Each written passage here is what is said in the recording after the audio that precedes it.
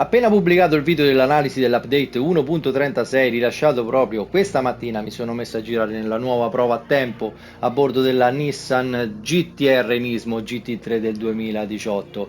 Il tracciato è Red Bull Ring, quindi non è un semplice circuito, ma per me è un tempio dell'automobilismo. È un'opera d'arte questo tracciato.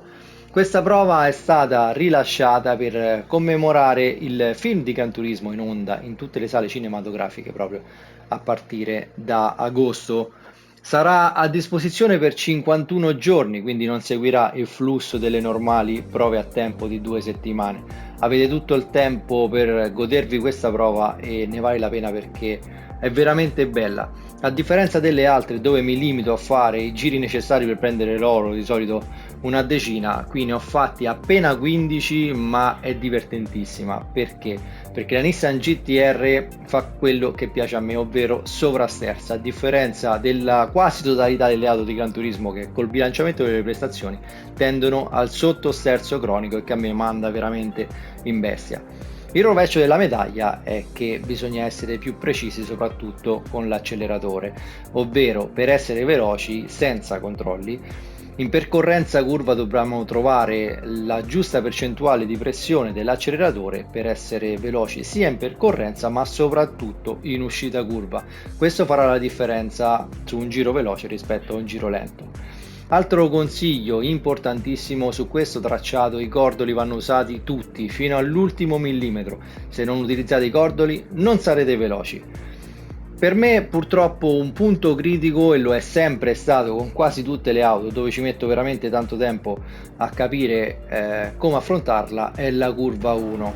O meglio, sebbene so la traiettoria e faccio la linea giusta, devo cercare di bilanciare tra la seconda e la terza marcia, a non saltare troppo sul cordolo interno perché c'è il salsicciotto che fa scomporre l'auto.